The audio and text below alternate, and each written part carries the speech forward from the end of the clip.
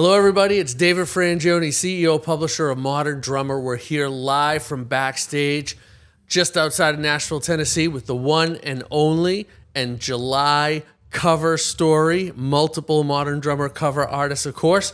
Jimmy Chamberlin. Hey, David. Good to see you. Great to be here. Great to have you Honored here, to man. be here. Well, the honor is all ours, and there's so much to cover. Your story's been told for many years. You're beloved by the drumming community, the modern drummer community especially. But let's touch on some of the highlights just to kind of take every viewer through the Jimmy Chamberlin story. Let's just start early years. I understand that you're one of 6 kids. Your dad was a clarinet player. Well, my dad worked on the railroad, but if you asked him, he would have told you clarinet player. Yeah, he was very much a muso. And how did that impact you, and how did you find the drums? What did the early days look like? Well, my dad tortured me and the whole family with just endless hours of swing music throughout the house, and my mom and dad would jitterbug, after dinner and stuff like that, and it's just the music I grew up with. I grew up with, by the time I was 10, I knew like all the Duke Ellington catalog, the Count Basie, Pete Fountain, Artie Shaw, Goodman, Harry James. I mean, we knew the Sing Sing Sing, the This Is Benny Goodman, that record, and then the quintet, the sextet stuff with Charlie Christian, which my dad played a ton, Moonglow and all those songs. And it's just, it was just the kind of foundation of my musical beginnings, right? The first drummer I heard was Gene Krupa. And this is when, at that point, you're just listening to music. Like, yeah, that's the spirit of the Chamberlin household, more Pretty than much. you're thinking drums at that moment. Yeah, we had, a Silvertone record player with the console, the wood grain, and there was, the Benny Goodman record on there, and you drop the needle, and my dad crank it up, and that's what we'd do. We'd listen to it, and my dad would sit and try to drill it into our heads of how important the music was and how transformative it was for him and mom, and how the culture was, and it was interesting. And I think there's a power in that music that's really primal. Goodman was from Chicago, Krupa was from that area, and there was a bit of that kind of Midwest workaday vibe in the music that was, it was intoxicating to a kid, and especially the big loud drums. And my brother was a drummer, so my brother had a drum set, so I could grab a pair of sticks and go beat out some rhythms on the floor tom and pretend I was Gene Krupa. And by the time I was 8, every time my brother left, I'd be on his drum kit and I'd start practicing. And pretty soon my brother got tired of coming home and throwing me off his drum set because he knew I was going to just jump back on it anyway. So he just started showing me stuff. And my brother was a contemporary of Charlie Adams, who plays with Yanni. Charlie grew up right down the block from us. He was classmates with my sister Nancy. So Charlie was a great drummer. My brother was a great drummer. And by the time I was 11 and 12, I was sitting in with my brother's rock band playing, Dancing Days or The Ocean, Led Zeppelin, that type of stuff. So there was, being the youngest of 6 kids, there was just a cascade of all kinds of different music. My brother was very much, he was in a band called Slink Rand Group, and they did Dance of the Maya, Mahavishnu. They were doing like, Jeff Beck, Blow by Blow stuff, like great fusion prog rock. My sister Laura was very much into Steely Dan, Ricky Lee Jones. She was a person who introduced me to Steve Gadd, Jim Gordon, those Traffic records, the Gordon Lightfoot stuff. I mean, my sister wasn't a musician, my sister Laura, but she had just this thing about drummers, like Porcaro. She's like, her and Mark Griffith they're somehow their soulmates, even though they never even knew each other, because they loved the same drummers. And she used to just sit me down, and she would put on, Pirates by Ricky Lee Jones or Chucky's in Love, and we'd listen to Steve Gadd or we'd listen to Jim Gordon, and she'd play the songs over and over again. She'd go, listen to that ride cymbal. Oh, listen what he's doing with the hi-hat. She was just... Your sister. Yeah, just crazy, right? Wow. And to this day, like even with my brother, who was very much, introduced me to Tony Williams and David Garibaldi and, those types of drummers. My sister was probably even a bigger influence, because she really... For me, what attracted me to the drums wasn't so much the kind of technical stuff. It was how they made me feel, right? So when I would be attracted to a drummer, like I would hear Elvin Jones or I would hear Art Blakey or somebody play something. This is pre-YouTube, right? So it was murky how they did stuff, but you understood the feeling that you got when you heard Blakey play those crazy tom fills and the super loud drum solos.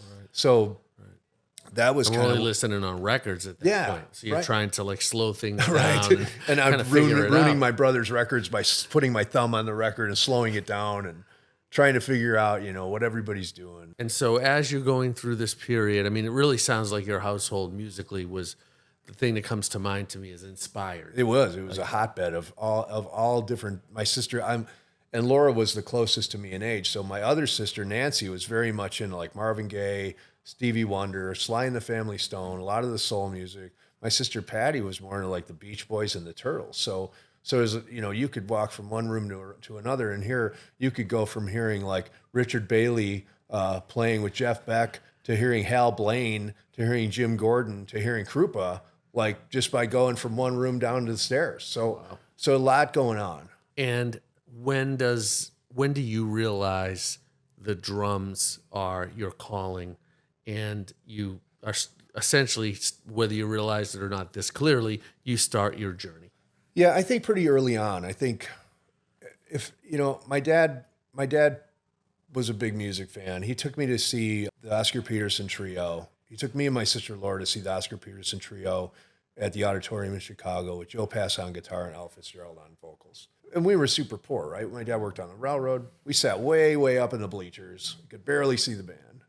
But it was right around that time that I thought, because I was, I picked it up pretty quick. I mean, I was, and I loved practicing. I was a good worker. I started taking lessons from Charlie Adams. When I was so you were taking formal lessons at this point? Yeah, about 9, 10, I started taking lessons. So he's teaching you and your brother?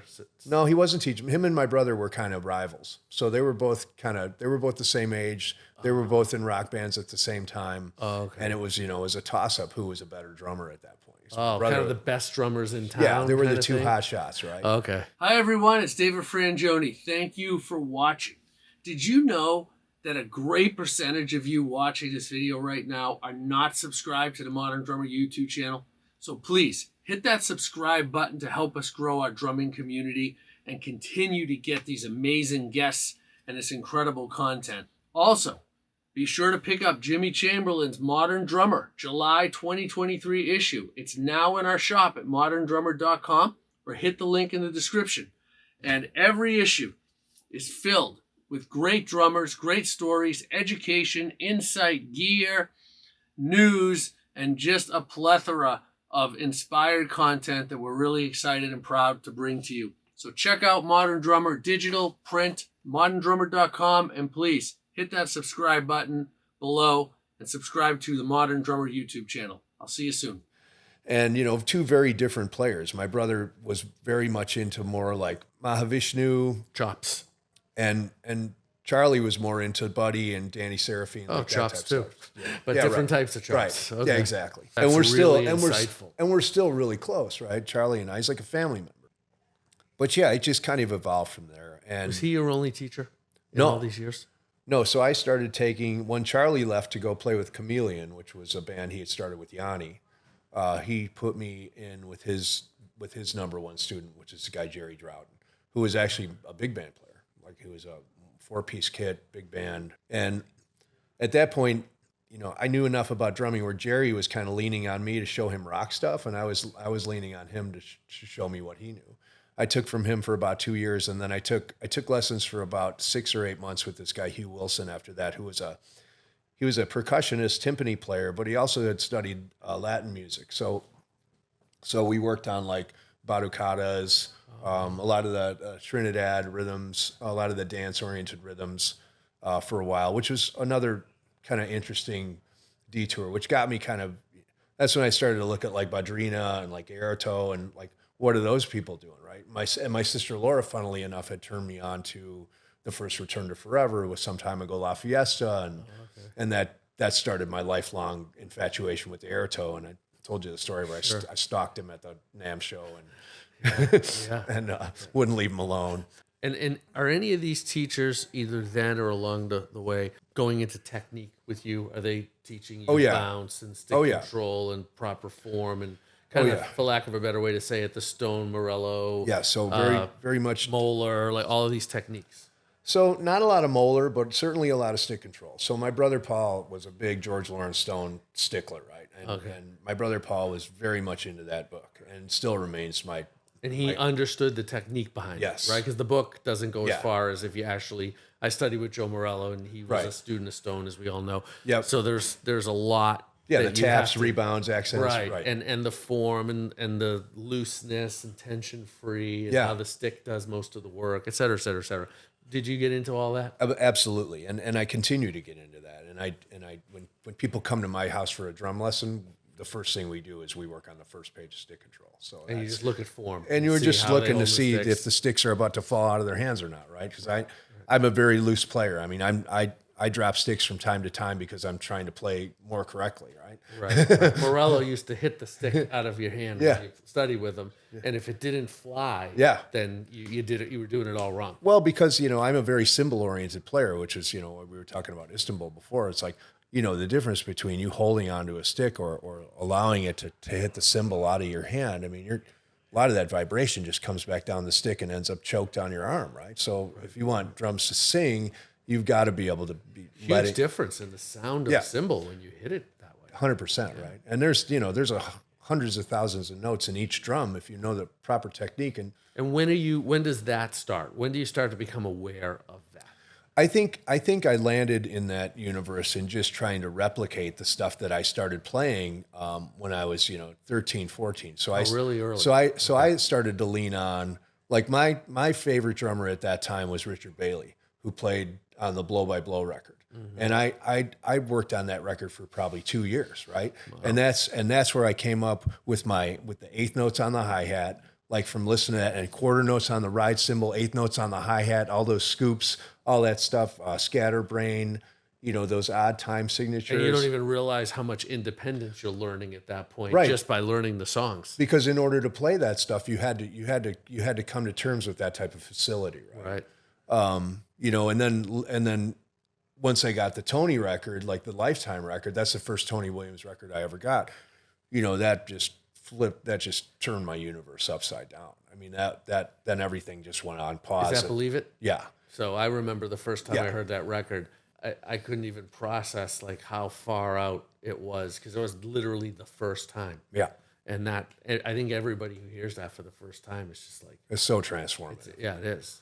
I mean, every song is literally like could take you a year to learn. Well, and that's probably the week or the day or the year that I decided, like, what the destination, at least for me, was. Like, the Tony stuff was it just spoke to me in a way that nothing really ever did. And since that early influence, obviously I've gone back to, the Herbie records and the One Finger Snap and the stuff that Tony was doing when he was younger. Mm-hmm. And through that discovery, really got into Elvin, especially Elvin McCoy, that stuff, which is some of my all-time favorite drumming, the Blakey stuff, the Roy stuff, all the Roy stuff from, like, I got that Life and Time box set where the first song on there, he's playing with Charlie Parker. And it was like 1938 or something. Yeah, incredible. The guys who influenced Tony. Right. That he kind of took to the next level. And, his own way. And Max Roach, and Clark. So. And were you into brushes? When I hear about Ed Thigpen and Max Roach, it's.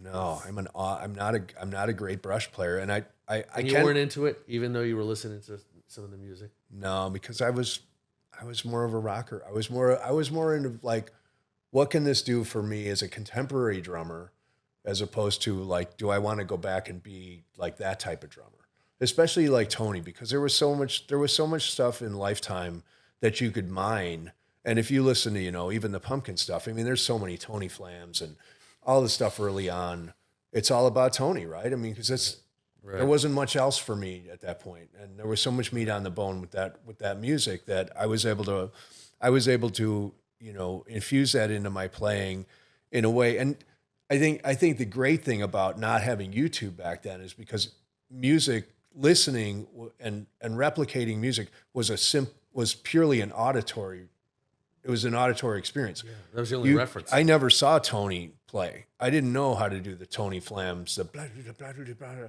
I didn't know he was doing them right-handed. I do them left-handed. You know, so Right. you know, I figured that stuff out on my own. So, but in doing that, at least you're able to insert some of your own identity into that stuff. I've talked to Bissonette about this, and you know, all of us kind of do our own Tony, right? Right. Yeah. You know, Terry and you know Greg, we all do our own Tony to the best of our ability. Chad Wackerman, who I just saw the other day, you know, probably the best of it, the best of us at it. But yeah, so that record was, you know, seminal. I mean, for so many reasons. Absolutely. I mean, you have this jazz historically known drummer doing rock music in a way that's just as legit in terms of heaviness and authority as any rock person, but it wasn't rock and it wasn't jazz, and like fusion was born like right before our eyes. And when you look at just how the style of music and Alan Pasqua and Alan Holdsworth, like the band, like everything just came together in Just a way. burning on all cylinders. And the sound of the cymbals on that record, like it just was a whole nother dimension. Well, and it is to this day. I listen to it and still have studying to do, you know, and I've been listening to that record for over 30 years. Well, yeah, it's never over with that record. So, and what was interesting, what struck me about that record that really, like I listened to all the Mahavishnu stuff and you know, the Jean-Luc Ponty and everything that was going around at that point, I was into the Weather Report. I mean, the Alex Acuna, who had, you know, the Peter stuff. Tony could play that stuff and tell you a story at the same time, right? There was a narrative to that stuff that was so Musical. congruent, right? Yeah, it was so congruent in the music. Like there was nothing. It wasn't just chops. No, and this is like something I tell anybody that wants to know, or anybody that asks me, like, how do I define like a great player? And I said, look, we're just telling stories up there. Some guys are able to go on stage and just write the book.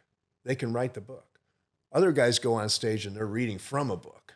It's a little different. Mm-hmm. Tony was up there writing the book, telling you a story, making it up as he went along. He knew where he was taking you, and he would take you, and because he understood the story, his choices were congruent with the narrative, right? And that's like when I try to play compositionally, I try to understand as much about like what Billy's singing about, or what if I'm playing night and day, whatever I'm playing. Like if you're in on the joke, you can make better choices, right? Now, if you and I are telling the story of like Goldilocks, and I don't know the story, and I'm just trying to chime in and ad hoc to what you're saying, like it's a different story than if we both know the story and we're able to create tension and dynamics and release and build something up and make something more exciting than play it off is. of it. Yeah, right. Because there's a center point, because you both know the story. And that's where Tony and like, you listen to like the master drummers, right?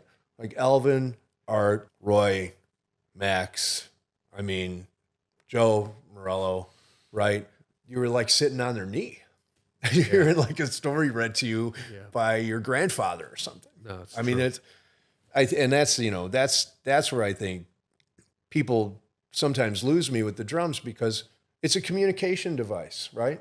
It's some of the earliest communication that ever went on was somebody beating on a drum like, hey, there's a fucking tiger coming, right? Mm-hmm. Like, hey, it just ran through our camp. Right. You know, right. like, and the drum was telling. And you could tell by the cadence of the beat, like whether you need to get the fuck out of there now or like you got a little time, right? Right. I mean, so, you know, the drums are unique in their ability to create that type of tension within, you know, the drums sometimes are the text of the story, but oftentimes are the subtext of the story.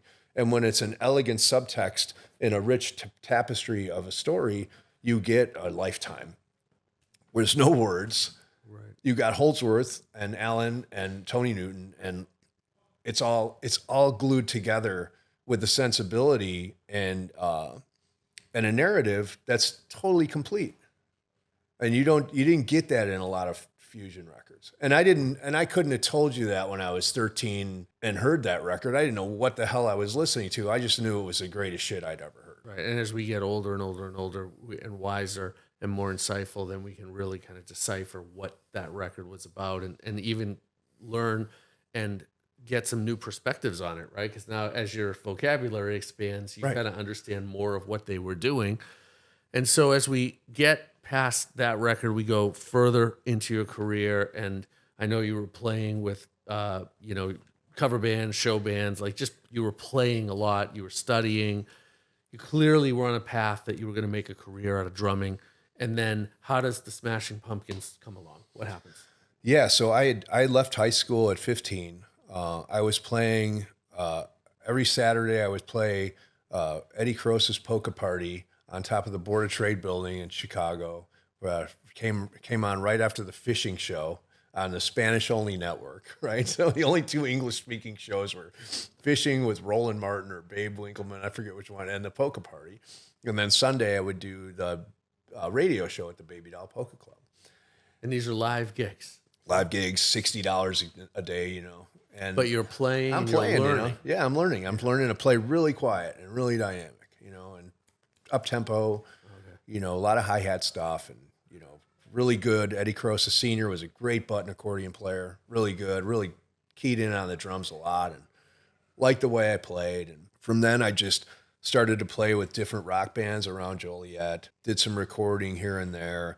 And one of the bands I was playing with opened up for a band called JP and the Cats at this place called the Charlie Club in Joliet. I was in this band, Razor's Edge. This guy, Ray Sussy, had been kind of a minor celebrity. He had a radio hit with a remake of Bebop-A-Lula, so he was kind of a name. Great singer. We had a great band. We opened up for this band, JP and the Cats. And when I saw him, I was like, it was a 10-piece band, had 4 front singers, a full horn section, and they were playing like West Side Story, Beach Boys, Buckingham's, like really cool charts. Could you read at this point? I could read a bit, Yeah, I mean, if you held a gun to my head, I could read. I mean, reading for me was just like whether you were reading or not. If you're not reading all the time, it takes a while to get greased up again, right? Right. But you understood just the enough about it to follow the chart. And I knew those songs from Buddy. So it wasn't anything to read already. I knew what it was. You knew by ear. Right. So, but at the end of the gig, the drummer Rob came up to me and he said, "Hey, I was watching you play. You're really good." I said, "Oh, thanks." I thought it was just a compliment. He goes, "Hey, this is actually my brother's band, JP, and I'm leaving. I'm moving to California to work on the Rose Parade. Do you want this gig?" Wow. And I said, "Are you crazy? What are you talking about?" He's like, "Well, you'd have to go audition because I can't just give you the gig." He goes, "But I've been watching you all night. You could do this gig." And I was probably 16, maybe 17. And I said, "Yeah, I'm in." And I drove to DeKalb. I auditioned for the band and I spent the next 5 years playing with them. So, and this is a groove band primarily, right? So this is more the Gadd, Jim Gordon school of where you really need to aside from hold the it together. occasional wipeout, right? Right. Aside from some shining moments, this is about driving. Pretty much, yeah, right. So, heard it through the grapevine, like that stuff, like lounge shit, right? Yeah. So went to DeKalb, auditioned, got the gig, and if you would ask me at 17, like I would have told you, like I'm already a professional musician. I'm playing 30 dates a month, Right. And really, that by definition, that is. Yeah, I was a gigging musician, and I felt in Chicago, which is not easy. And we played There's not a ton everywhere, of right? gigs. So I was making enough money to support myself. I mean, it was super fun. Got to play 3 sets of music a night. Get to be around girls that were 5, 6, 7 years older than me. Everybody assumed I was 21 since I was in the band. Right, but you were a teenager. Yeah, I was just a kid. I spent my 21st birthday with that band, and I'd already been with the band 4 or 5 years. Amazing. Right? So, and, my name started to get around. I had done some kind of recording stuff here and there.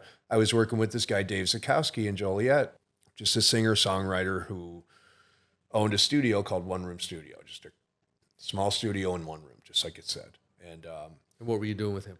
just putting drums down on his original music. Oh, okay. And we had done a couple gigs, TV thing we did for this show called The Pulse, but nothing kind of permanent. I didn't know it at the time, but Billy Corgan's band, The Marked, had recorded their demo at One Room Studio.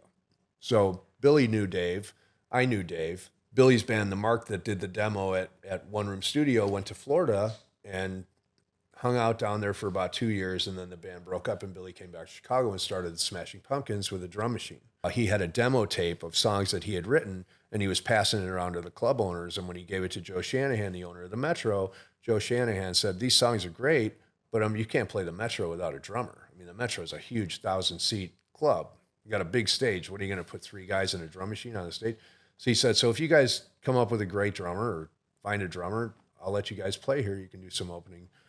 So Billy put the word out that he was looking for a drummer, and one of his friends wandered into a record store where Dave was working, Dave Zukowski, and Dave said, "Oh, man, you should just call Jimmy. I mean, Jimmy will come in and he can play anything, you know? I mean, he can play anything." And So what's the first meeting with Billy Corgan? So I get a phone call. "Hey, is this Jimmy?" "Yeah." "This is Billy."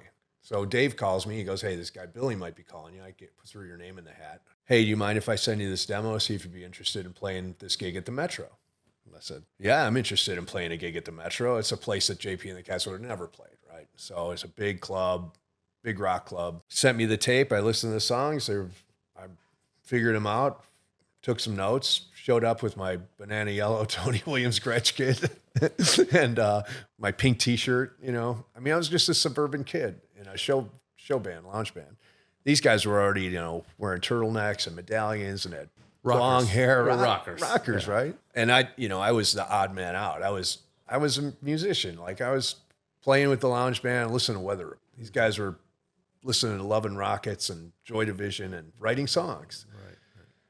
So, but I learned all the songs, and Corgan says now, he said, "When I heard you play that first day, he's like, I knew you had to be in the band," right? And time went on, and we played that gig and was fine, and I kept coming back to rehearsal after rehearsal. And not signed yet? No, not signed. And as the music started to evolve, what started off as kind of 2/4 simple, like almost, you know, REM drums, which I was not interested at all in, at all. And, you know, because you're copping the drum machine to a certain extent, because that's the basis of the song at that moment. As the songs started to evolve into what became the Gish record, things started to get interesting, because now he's leaning on me to play like syncopated drum beats, and he wants me to play like more of that stuff, play more like, you know, the Tony stuff. So once it got to that point, it started to be like, oh, okay, this could be interesting. And I was still playing with JP and the Cats and had really no plans to leave them. But as time went on, you know, it's kind of like when I met my wife, right? I had no intention of getting married, but after 2 years, you're still kind of around, and you realize there's something real here. Something significant. Yeah. And Corgan and I, you know, we really saw eye to eye on a lot of musical stuff. And, you know, it turned out he was a big Mahavishnu fan. You know, he liked a lot of the same Rush, you know, a lot of the same music that I listened to. And we came to ground on a lot of music. And, you know, he loved the way I played, and he started to write, to my point, right? Started to write songs around the way I played. And it got to be like, man, this is a great gig. Like, I got this guy who writes these incredible songs. He's allowing me to play like Tony on the records, and he's actually encouraging me to play more like that stuff. So as time went on, you know, the band got bigger and bigger and bigger in Chicago. We started still a local band. Started playing, you know, 200-300 people. Started to get, you know, at one point, the Illinois Entertainer, which was the big magazine, they do their Artist of the Year thing. I got voted best drummer in Chicago, like 1990, whatever. It was a big deal, you know. It was a big deal. I mean, because I would have never gotten any of that stuff in JP and the Cats. You had to be in an original band. Right. And you guys are making a lot of noise in Chicago. How long to this point in the story where you're at 200 to 300 people drawing, and the local rags are saying, hey, these guys are great, Jimmy's the best drummer in the city? How many months or years does that take to get to that point from the Metro? 2.5 years. 2.5 years. Okay. Yeah, that's a significant grind. Yeah, and it required me leaving JP and the Cats. I got my brother to take the gig, and you know, it was hard for me to leave. I went from making a decent living playing with my band to basically making no money, trying to teach drums, you know, at our rehearsal space during the day, working like at a bike shop, living in, you know, various places around the city, and basically starving. While you're the best drummer in Chicago. Yeah, right. And according to the Illinois magazine. Where, you know, I had one pair of shoes, one pair of jeans, and one T-shirt, right? And It was just something about it that made me. You believed. Yeah. I mean, look, playing drums was never an economic decision for me. It wasn't like I didn't tell my dad, like, look, I figured out I'm going to make a bunch of money. I'm going to play the drums, right? Right. For It was me, like you loved it so much. It was just about having a good gig, right? And playing this gig better than the last gig. And everybody in the band felt that way too. So it was easy because the music was the most important thing. And as the band got better and better and better, we started, creating awareness around record companies. All of a sudden, people are showing up from outside of town. There's people from RCA, people from Warner Brothers, people from Virgin showing up. And after doing about 8 showcases, we finally got signed. We got a record deal with Virgin. Hey, this is Vinny Colaiuta and Kimo Williams. Please check out our Red Summer 1919. It's streaming now. It's a must listen. Also with Mike Stern, Richard Bona, and Michael Brecker.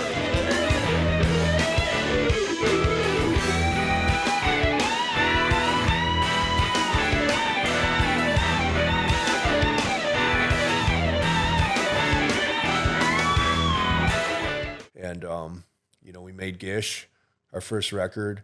It went on to be the biggest selling independent record of that year. We followed it up with Siamese Dream, Melancholy, and, the band just was on an ascendant. Right. And I was able to play to the top of my ability in a band that had hit songs on the radio, which a lot of my contemporaries, they were in bands, but they weren't able to play like they wanted to play like what we were, like me and Steve Perkins and Cameron, like, Right. Grohl and those guys. Play your style. Before us guys came around, drums were kind of in the background. Once Nirvana and Pumpkins and Jane's Addiction and Soundgarden, some other Alice in Chains. I mean, we brought the drums back to the forefront in a way that it made it really fun for us and interesting. Yeah, and Matt Cameron was a big Elvin Jones fan. I mean, It was all born of our love for Steve Perkins was a big world beat music fan. Cam was a big Elvin guy, was a big Tony guy.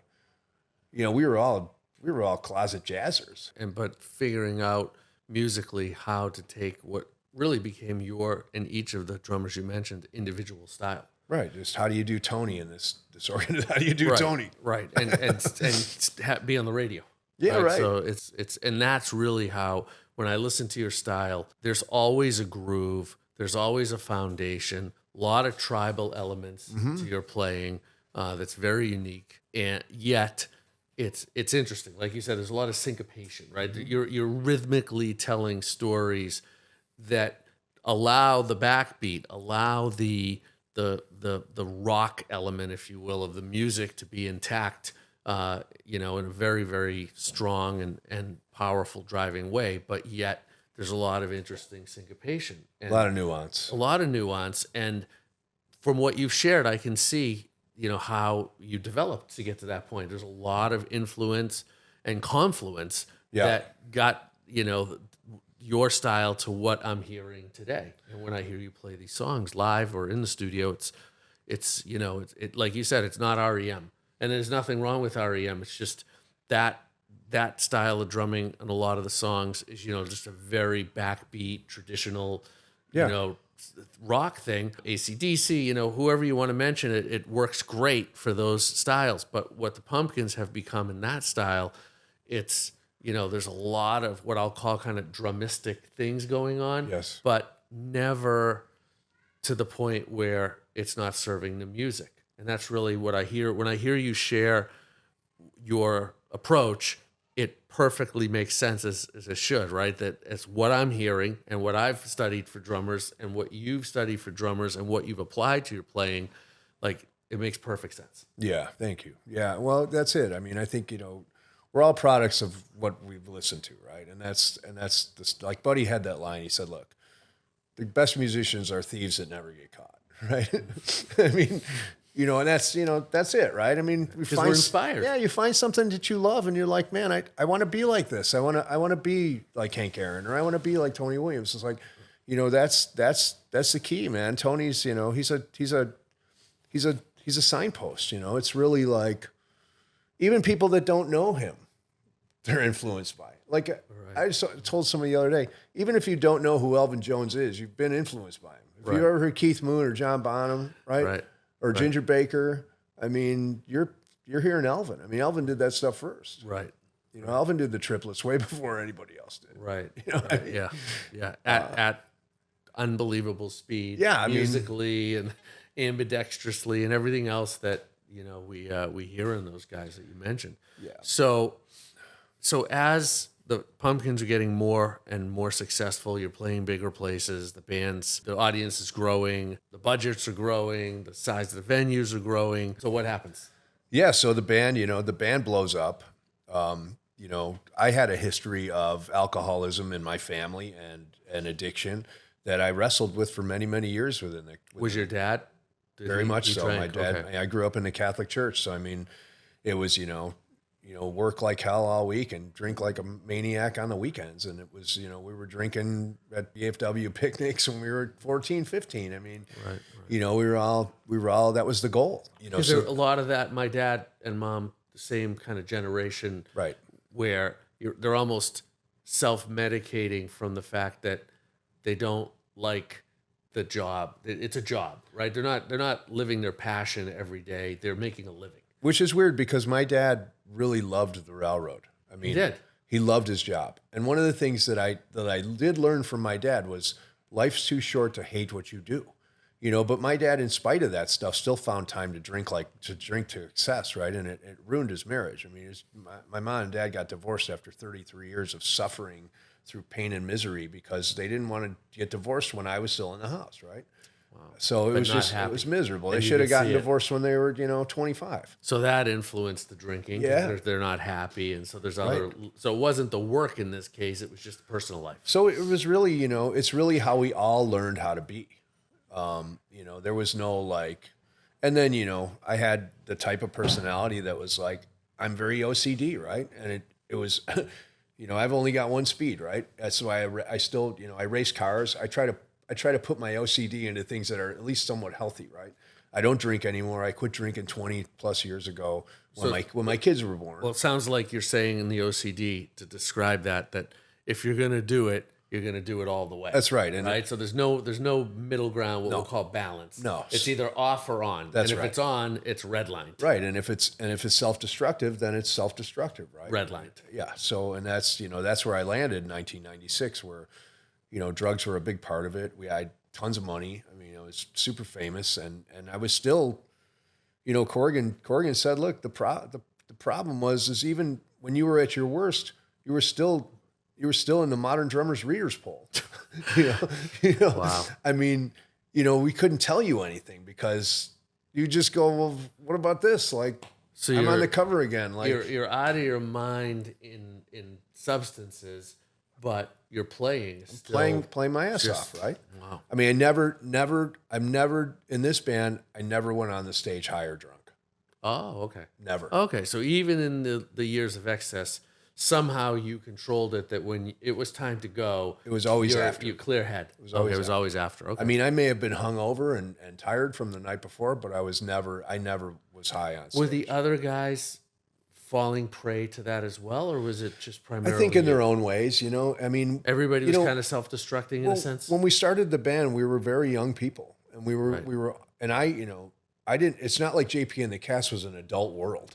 It was very much, a bunch of guys who were out trying to pick up chicks every night, drinking and smoking and partying and telling stories and making shit up. And, I grew up in the entertainment industry. Right.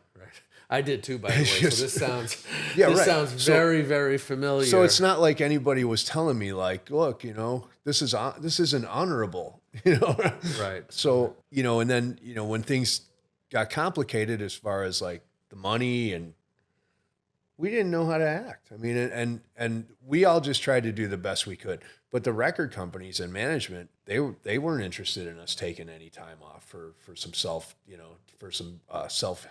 healing, right, or some self-care. They were like, look, there's another tour in Australia. Take it. And at one point, we were in Australia. My father passed away while we were in Australia. I had to fly home. We cancel the tour, fly home, go to the funeral, and then get right back on the road.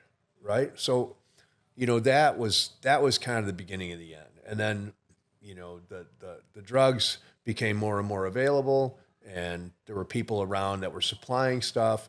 I was never really one to kind of go out and find dealers, but I was just always right place, right time, right? I was always kind of ended up at the craziest parties with Keith Moon, right?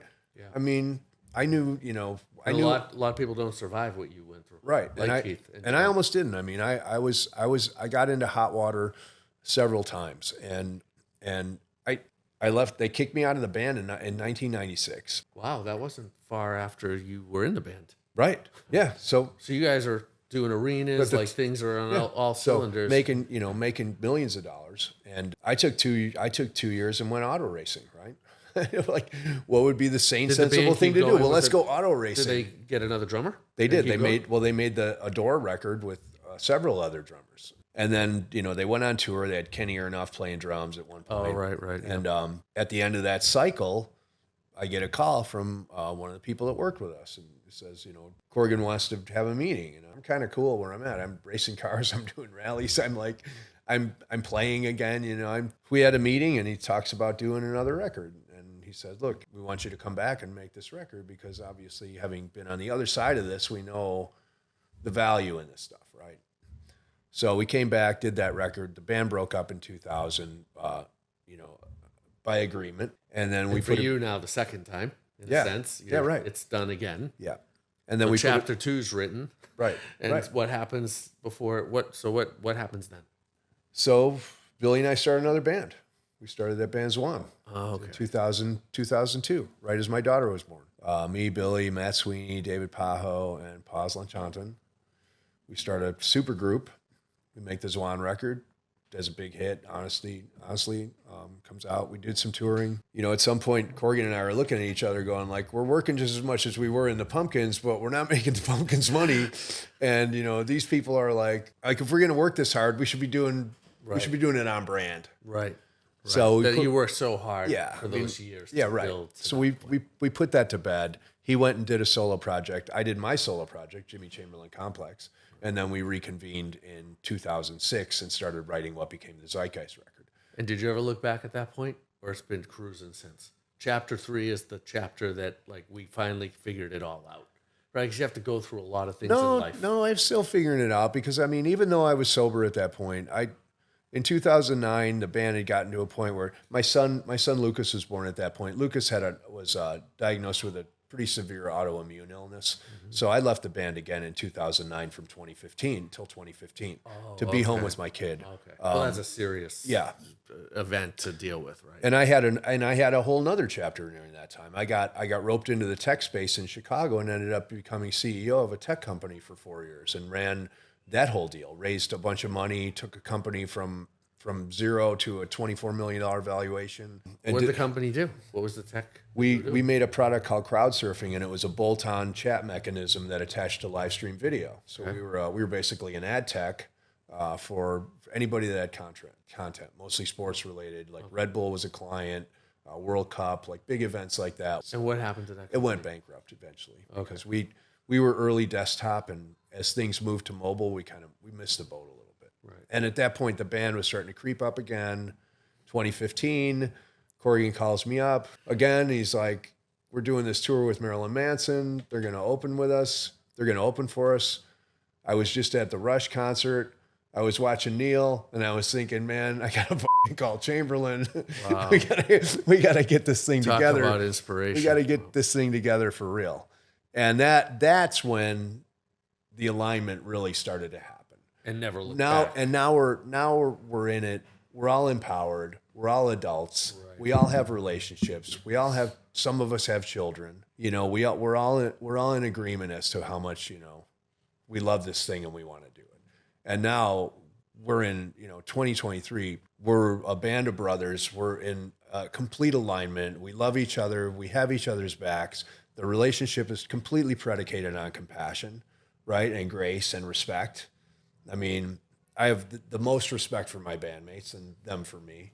We go out on stage every night and we give it our all. We try to make every show better than the one before. And it's just a beautiful thing. I mean, And over 30 years now. together. Right. Yeah. Right? When we look at the origin, it's over 30 years. 33 years, yeah. And the thing that strikes me is you and Billy Corgan, it keeps coming back around. Now, obviously, it's hit a point where it's like really mature and really solid and probably has the runway to go for the rest of your careers as long as you want it to go, because you guys have figured it out and you've grown into each other in a really compelling way that only could have probably happened through all of these hills and valleys.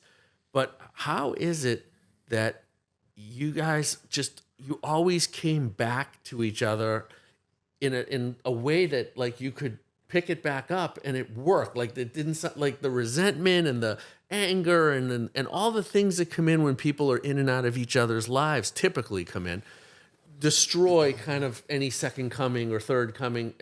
But you guys, it didn't. Like it just always came back, and you could just start, like you could just pick it back up and learn and grow. And I mean, it just sounds very, very like high vibration. This is a serious camaraderie. It's really one of the few ways we were able to exist in, like to your point, like a higher consciousness, right?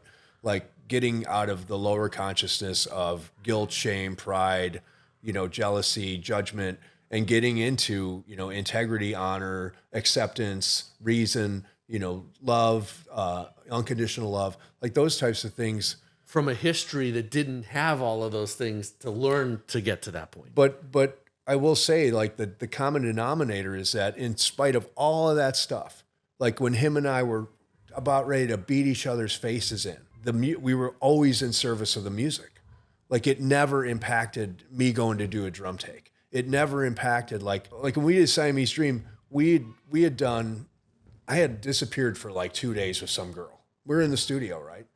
And finally he's so pissed off because I'm out. He's looking I'm for hanging you. with these girls. And the way I hear that he's pissed off is somebody tells me, hey, I heard Corgan on the radio last night. He said, if anybody sees you, to tell you to call the studio. So we were like, were like this, right? Yeah, that's heavy. So I show up and we tracked Cherub Rock that morning. And I did the first take at 11 o'clock. And then he was just like, that doesn't sound right. Why? I didn't know, he's a songwriter. But he told me later, he goes, that first take, that was the take. I was just so mad at you. He was just wanted to fucking torture me. But he was so pissed that the first take was so good. He was like, fuck this guy. Right. Yeah. Excuse my French. And you still got through these times, right? So here are these moments where you're about to kill each other, but yet because of the love you have for the band, for the music, and at some point for each other, whether it's conscious or not, now it is, but even during those moments where you can keep coming back and picking it back up and starting from where you are instead of where you left off, which is why so many relationships tank, because everybody's back 10 years when you said this. But you guys pick it back up where like you're at this higher level because you've both arrived there, and it just keeps going like this. It's totally that you nailed it. That's it in a nutshell. I mean, that's probably the most succinct explanation of it that I've ever heard. It's really predicated on our covenant with our instrument. My covenant with my instrument is the oldest relationship I have. I don't have any other intact relationships. Your mom's not with us either? My mom's dead, my dad's dead, my sister Laura's dead. Wow. So 51 years I've had this relationship with my drum set. And it's always been like, as you know, good things happen when I play my drums, right? Yes. When I don't, not so much. Sure. And it's the same with him, right? When him and I are together, like good shit happens. And when we're not, okay, maybe sometimes good stuff happens, but not like this. I mean, we're doing record numbers. We're at the top of our game right now. The band's never been bigger than it is right now, which is just unimaginable considering the success you had for so many years in different iterations. Yeah. And this is the biggest. That's right. I see the crowds, and it's not just that the numbers are the biggest. I'll tell you from a fan's perspective and a drummer's perspective, as a drumming fan and a fan of your drumming specifically, the reaction is like, look, I'm an older guy, so I'll just use the oldest term in the book when it comes to rock reactions. It's like Beatlemania. Yeah. Like there's what to me, when I use that term, it just means the fans are so passionate and so into what they're seeing and hearing that it's almost religious is the only way I can describe it. As opposed to just people that like the songs and clap and they're happy to be there. Like, this is right now the band's fan base. And I've seen you in different cities. And so it's not just like, a hometown or anything. This is just what I see going on. And you see it every night. There's a huge connection to the music that fans have to your band. And it's passionate. I see it with you too.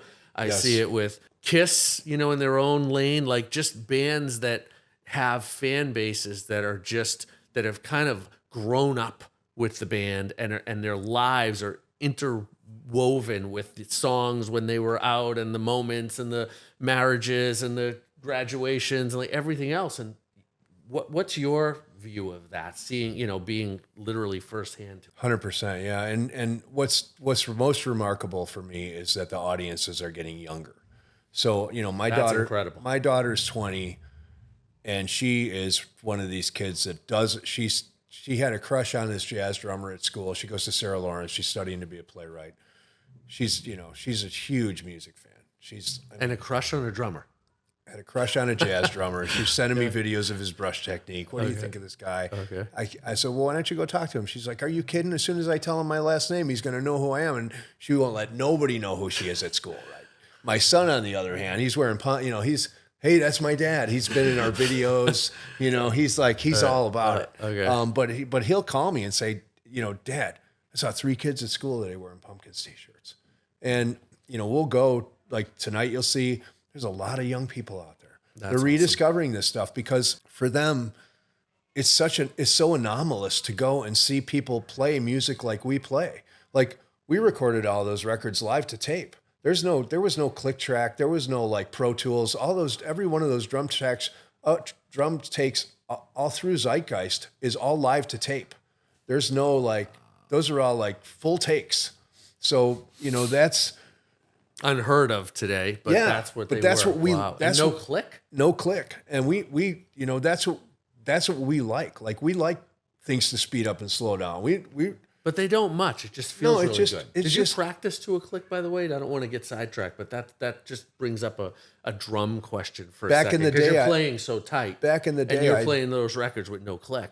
Back in the day, I really didn't practice much to a click. Really? I do now. I'm religious about it now because how come that? Because I live in a Pro Tools world now. Now, but then how come they sound so tight? Just because you because I would so much, rehearse the hell out of them, and you just were really conscious of solid time. Because we would play. I mean, you're talking about 1993, 1994. No YouTube, no cell phones. So when we would go to our rehearsal space at noon, we would be engaged with our music for 12 hours. So nobody's doing this in between takes. I mean, could you even make those records now? I don't think so. I always said, thank God the Beatles didn't have social media. Right. When you look at their output in those amount of 7 years or whatever. By the time we did Zeitgeist, I remember we did this song called Stars. And I did 7 takes of the song. And there was a young engineer in there. And Billy said, we had agreed that we really liked the front half of one take and the back half of another take. And we told the engineer to just splice them together. And he was like, but you guys didn't play to a click. And we looked, and each take was within a second of the other one because we knew you could just feel it, right? Amazing. And that was our deal. Like, just play it. Like Terry will tell you this. Bosie will always tell you this. Like, you play something, you get it. You go eat a sandwich, you come back, you ain't got it. Then you get it again. You go, you might have half of it. Right. We would play stuff till it started to sound bad again. Then we get over that hump and get back to where it started to sound good. And that's when we felt like we really were inside the music. And that's when we would start to track. Wow. And it shows. I mean, and you still capture that on stage. So let's talk, before we wrap it up, let's talk drums for a second. You're almost a lifelong, other than a little move here or there, you're a lifelong Yamaha guy. Yes. And you're playing Istanbul cymbals right now. Yep. And Vic Firth drumsticks, right? And Remo heads. So let's get in the weeds a little bit. DW Hardware. DW Hardware, okay. Don't want to miss anything. And a lot of really cool things. You're going to see on the rundown that we're doing with Jimmy. I know there's one up now. You're going to see another one from his newest kit that we have here in Nashville. The kit's mind-blowing. You got to talk about the paint on the kit because it's such a work of art.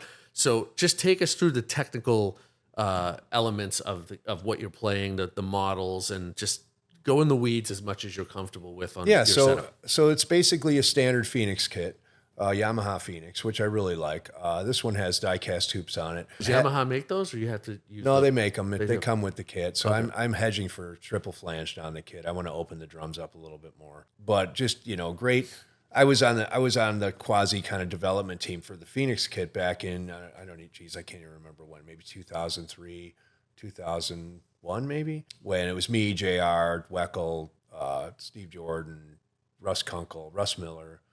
There's a bunch of us that were coming and playing these prototype Phoenix kits when Hagi would be there and Joe Testa would be there, and we'd give them our thoughts, and then they would go back to the drawing board and come bring back another prototype. How long did it take from that point to the point where they actually had a finished I think about shipping kit? 18 months, 2 years. Even. Okay. So a long time. There was a lot of R&D that went in that kit. Okay. Because it was going to be their their chariot, like their best kit. Well, it is, Yeah. in my opinion. I love Yamaha drums, but those drums are the best drums I've ever heard. Well, and because the drums, look, a lot of drums sound great. If you take a Gretsch kit, or I have other kits at home. If you take a Ludwig kit, it sounds great. But Ludwig kits are either in big bands, right, where they're occupying a frequency range that's indigenous to them, or they're in a band like Zeppelin, right, which is basically a trio. Right, so there's not a lot of room being taken up. In the Pumpkins, you got 20 plus guitar tracks on a recording. You have to have drums that have usable frequencies contained within the drum set. You got to have frequencies that are going to cut through in those gaps and be able to be heard. Right, they got to have mid-range components that are going to slice through. They've got to have enough low end. They've got to have top end attack. And that's really what the Phoenix was about. Like, how many of those usable frequencies can we combine in a drum kit that allows them to survive in this kind of maelstrom of sound? Like, even the Birch kits will get eaten up sometimes. You can live with a lot of attack on top, and the Maple will give you that kind of knocky mid-range underneath, but the Phoenix kind of encapsulates all of it. It's true. Very versatile drum set. Great kit. And you're playing, the toms are not in order of your typical high to low. I've always had my toms out of order, just because I always felt like my snare 14, 16, 18 is like my 5-piece. Okay. And then I've got 10, 12 are kind of my percussion toms, right? I'm using some roto toms. Right, which are also reverse. Yeah, that's an ergonomic thing. That's because it doesn't fit underneath the spoke. I get Vic Salazar as my drum tech. So Vic, every time I turn around, there's more drums added to my kit. He's talking about, 2 big Chinas, all Mike Mangini up here now. And then a tom over above the floor tom. Yeah, another 8-inch tom over there. So yeah, they're all Phoenix though. all Phoenix. Yeah. And then what's the deal with the visual of that? How did you even come up with that idea that the drums just look like paintings? I mean, you could take what was put on that drum and put it on the wall, and somebody would go, "Oh, that's a beautiful painting." Yeah, I mean, so- just works of art. The artist is a mural artist from Chicago named Jason Brammer. Is just incredibly talented. And my wife and I have this French book. I can't remember the title of it, but it was illustrated by this guy J.J. Granville, and it's basically the story of people looking at constellations and seeing these really rich, illustrious drawings of fairies in the sky. It's a book about fairies, and I wanted to use it as the foundation for the paint job on the kit, with a little bit of the melancholy imagery interspersed in there. So I gave that book to Jason, and that's what he painted. And he came back, and it's a masterpiece, right? Yeah, all hand painted. It's all airbrush painted. Painted. So he's incredibly talented. He's like a band member at this point. He's painted all my kits, and he's about to paint another one. But Extraordinary. Wait till you guys see this kit. It's just one of the most beautiful kits I've ever seen. And then what about all the Istanbul? There's a lot of symbol colors up there in your kit. And I know you always talk about the importance of the ride. You have at least 2 sets of hi-hats that I saw. Yeah. Let's dig in on just some of the key pieces there. So the ride's actually a crash cymbal. It's an epoch crash. It's a 20-inch crash. Really? That I just fell in love with, and I can play it. It's got enough definition. It does. Without washing. It does for me. And I don't have to play really hard. But this cymbal has enough wash, enough definition, enough ping to it, where it's kind of the whole. It's kind of the Enough whole. bell. Yeah, But it's not a crash ride by Stamp. No. It's a crash. it's a crash. Wow. And I think I'm the only person that plays it. But I've got another one. I drilled a couple holes and put 3 rivets in it. So that's the kind of weird cymbal that I use. The rest are the traditional crashes that they have. There's some of the ones with the holes in them that I love. Special effect kind of Yeah. things. And no actual by title ride cymbal on the rig. No, Okay. no ride cymbal. And then what's the story with the Like two Terry hats? said, Tony did everything with the ride that you'll not ever need to hear. So there's no need to ever play the ride again. And then I've got 2. God, I wish Vic was here. I've got 2 Roland pads that I use just to recreate some of the sounds on the record. Okay, samples and Yeah. whatnot. What about the hats though? You got what? Are you playing 13, 14s? What are you playing on 30th the left? anniversary 14s on the regular hat. Okay. And another set of a little bit more shimmery 30th anniversary over here. are Same 14s. size. Same size. The interesting thing I found about the right hand closed hats is that most guys, the closed hats are pretty closed. Not And mine. right. Yours, I hit them and it washed like Yeah. even a tap. Because I like to play with the bead, I like to play bead, shoulder, and if they're too close, then you get that. Yeah, They were pretty open. I don't think I've ever even seen closed. I haven't seen like right hand hats unless they have a pedal on them and you can adjust it right in real time clearly. But just as permanently installed, I haven't heard hats that open. well, but oftentimes I'm playing 8th notes with my left foot and maybe playing quarters on that hat. So it's more of that kind of Richard for the Bailey stuff music, that we okay, talked about, right? right? So the left foot is keeping what you would, the tighter, Right. ongoing rhythm, and then the right is just the rock, big Yeah. open. Or push. you can just play, whatever the bass drum's playing, and you can play kind of more of that, more of that kind of gaddy stuff, or you can play doom goon doom goon goon goon, but have this going with your left foot. Yeah. Corrigan always said that he said the only thing that I need in my monitors for sure is your left foot, because that's how you drive the band. The band drives from my left foot, Wow. On most or all of the songs. almost all of them. That's Corrigan needs your left foot on it. Wow. Okay. That says a lot stylistically. Yeah. Yeah. And that's also, just as a side note, as we all know as drummers, that's also very Tony. His left foot was always moved doing something, right? He was, after the Miles stuff, especially, whereas, there was always something really cool kind of going on there. Yeah, I mean it's again, this is like it wasn't necessarily the blistering technique that struck me. It was just the way it made me feel. I mean, I'd never felt anything that powerful and that musical from a drum set before, and it wasn't just like it's a little bit different. It's like this is a different universe. I mean, a completely different universe, and I listen to a lot of that music. I listened to, we all had Spectrum. I mean, we had all of those records, right? So we were all, we all knew kind of what we were talking about when we heard, Protocosmos or Red Alert or Fred. I mean, Right. Mr. Spock. Wildlife. I mean, come on, man. Yeah. Nobody. That was all new stuff. Cutting edge, yeah. And it's still turning heads. Speaking of drum heads, I see, is it Ambassador or Emperor coated? What are you playing Emperor on top? coated. Okay, so a little thicker, the dual ply. Yeah. Emperor coated. For the rock shows, it's a little better, and Yeah. it takes it easy on the sound, man. Right. I don't mind things honky, but Right. But those are the heads that work the best. Are they same top and bottom, or are you doing no, we use clear ambassadors on the bottom. clear ambassadors on the bottom? Okay, so just get a little more tone out of the bottom. Yeah, and I like to tune my bottom heads about a half step higher than my top. So just and the bass drums generally are always shallow. So You do like a 22 14? by 14. Okay, 22 by 14. Because I like that big band. I like the resonant head to be part of the conversation, right? Right. And it's a little bit, you get a little more on the attack if it's a little shallower, so you're not having to fight with that. And the side snare, 13 or 14, what's the little, it looks like almost a piccolo? It's a 13 that I made with Hagi in Japan. Yeah, Okay. so Did they ever release it, or it's just for you? No, it was just the one and done. Just me and him made it. Yeah, it's my day with Hagi. And it's a over there. 13? Yeah, 13 by 4. Oh, cool. Oh, wow. Okay, this is a piccolo. Okay, basically. Awesome. You've been on the cover. I'm losing track. 4 times now. This is the 4th one. Whew, wow, awesome. Well, that's I'll very tell you- rarefied territory. I know. That's I know. really we're getting to very, very few drummers. I don't think we could fill 2 hands with guys that have had 4. Well, I don't want to start crying, but I got to tell you, it means so much to me. It's really like, I spent so much time, and we all did. We sat on our beds and looked at everybody. I mean, everybody that's been on that cover. Right.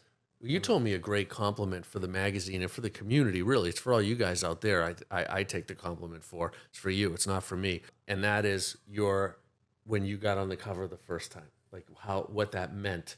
What share that with the community. Yeah, I mean, it was, the band had had some success at that point, and we had been, I don't know if we'd won a Grammy at that point or not, but it's still the biggest thing that ever happened to me in my musical career. I mean, it's what we all dreamed about as young drummers. I mean, it's the top of the iceberg. I mean, it's the top of the mountain, and the cover is like you guys have done. It still means so much.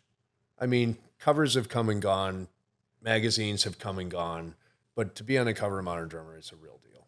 At least I feel like, I see somebody on the cover, I know it's, I mean, you've been around to know that, like, when you see somebody standing somewhere, they're standing there for a reason. Right. Right? Yeah. Oh, for sure. No, being on the cover, the drummer has absolutely arrived. And so how does it feel now, your 4th cover? It's a great cover, by the way. I'm not just saying that because it's very recent when we're taping this, but it just really is a great story with you and Mark Griffith, and the whole story is awesome. But how does it feel on your 4th cover? Great, because I feel like for the first time I don't sound like an idiot.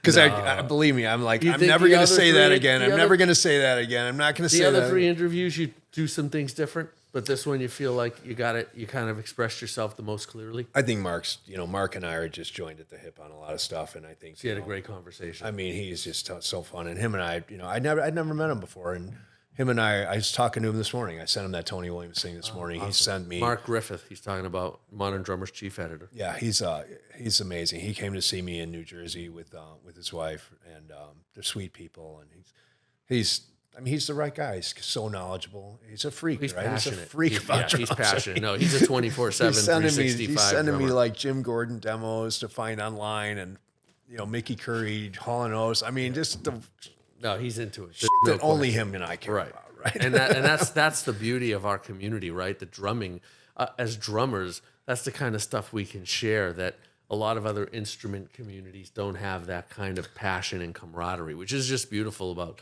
That's why we love drumming and the drumming community so much.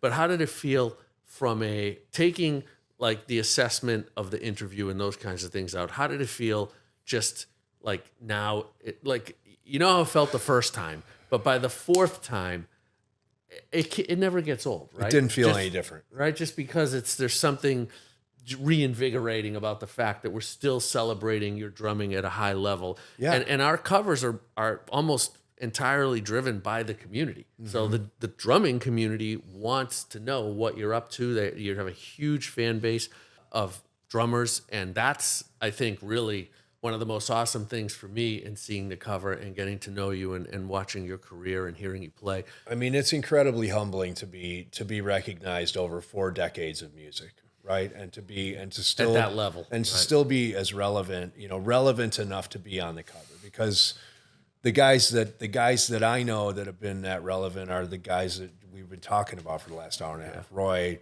Elvin, Tony. Right. Come on. Right. Dave. Lifelong Right. inspirations. Vinny. Yeah. Like to be even close to that conversation is ridiculous for me.